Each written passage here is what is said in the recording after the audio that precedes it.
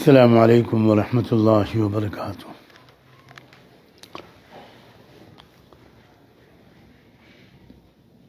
کل گزشتہ 14 دسمبر سن 2025 کو میں دارالعلوم دیوبند وقف کے بلائے گئے اس اجلاس میں شریک تھا جو امام المحدثین علامہ انور شاہ کشمیری رحمۃ اللہ علیہ کی یاد میں منعقد کیا گیا تھا۔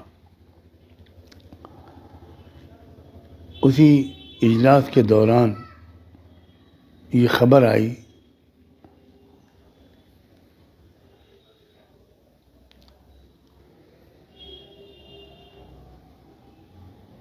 کہ اس دور کے عظیم روحانی رہبر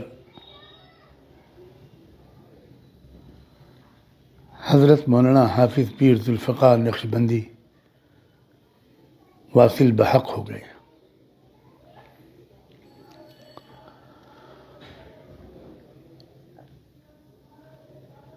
تھوڑی دیر کے بعد کچھ ایسی خبریں آئیں جن سے یہ معلوم ہو کر قدر اطمینان ہونے لگا کہ یہ خبر صحیح نہیں ہے۔ میں نے حضرت نور اللہ مرقدہ کے عالی مقام صاحبزادے مولانا حافظ حبیب الرحمن صاحب سے رابطہ قائم کیا۔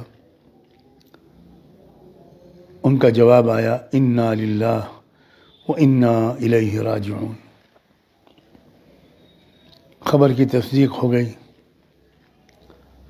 اور پھر میں بتا نہیں سکتا کہ میرے دل و دماغ کی کیا کیفیت ہو گئی۔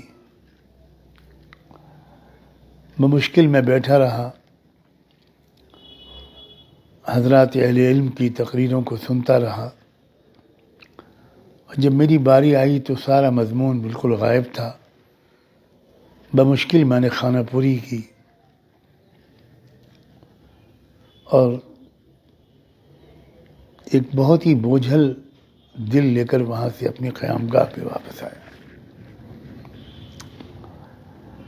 میرا ارادہ نہیں تھا، نہ ہمت تھی، نہ ابھی بھی ہمت ہے کہ میں کوئی پیغام ریکارڈ کروں، مگر اللہ جانے کیوں بے شمار لوگوں کی طرف سے یہ تقاضا آ رہا ہے کہ چند کلمات میں ضرور ریکارڈ کرا کر بھیجوں۔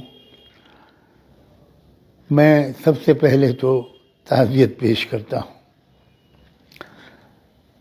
حضرت نور اللہ مرقدہ وقدس سرہ کے تمام اہل خاندان کو، صاحبزادگان کو، اہلیہ مکرمہ کو، ان کی صاحبزادی کو اور ان کے تمام متعلقین کو، ان کے داماد، ان کی بہوئیں، اور پھر پورے عالم میں پھیلے ہوئے بے شمار لاکھوں ان کے عشاق، ہزاروں ان کے خلفاء، ان کے سالکین، ان کے تلامذہ، ان کے محبین، جن کو ان سے بے پناہ محبت تھی اور جن کو حضرت کی طرف سے ایسی شفقتیں ملی ہیں کہ جن کا لفظوں میں بیان ناممکن ہے۔ اتنا بڑا خلا ہوا ہے، اتنا بڑا حادثہ ہے یہ کہ میرے پاس الفاظ ہی نہیں ہیں کہ میں اس حادثے کی سنگینی اور اس خلا کے بارے میں کچھ کہہ سکوں۔ سچی بات یہ ہے کہ وہ نمونۂ سلف تھے، سراپا شفقت و محبت،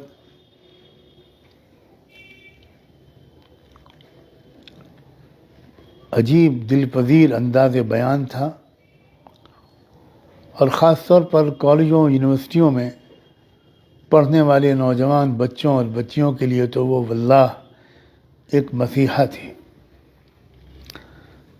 اس نئی نسل کے نوجوانوں کو اسلام سے اور اکابر اہل علم سے قریب کرنے کا جو کام تنہا ان سے اللہ نے لیا ہے، اس کی نظیر تلاش کرنا مشکل ہے۔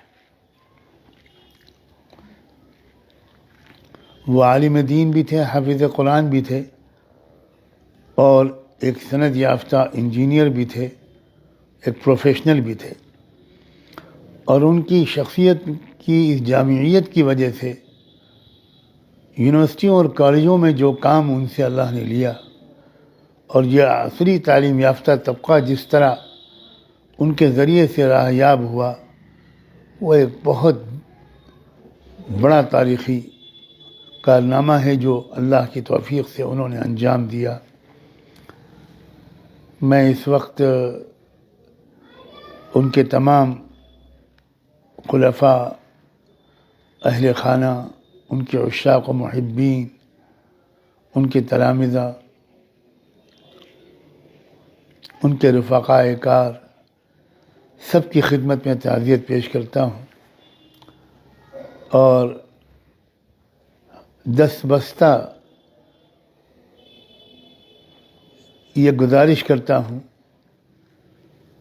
کہ میرے لیے یہ جو خطا کار آپ سے مخاطب ہے سجاد نعمانی، اس کے لیے یہ دعا فرما دیں کہ کل روز محشر ان سے ملاقات ہو تو شرمندگی نہ ہو، وہ صالحین کے زمرے میں ہوں گے انشاءاللہ، اور امید ہے کہ عرش الہی کے سائے میں ہوں گے، کہ اللہ ہماری بھی وہاں تک رسائی نصیب فرما دے، اور ان کے اور دوسرے اکابر کے وسیلے سے بارگاہ نبوت تک پہنچنا اور قدمین شریفین قدم بوسی بھی نصیب ہو جائے، اور اس جنت میں ہم کو بھی جگہ مل جائے جس میں یہ صالح لوگ ہوں، ہم بھی وہاں ان کی زیارت سے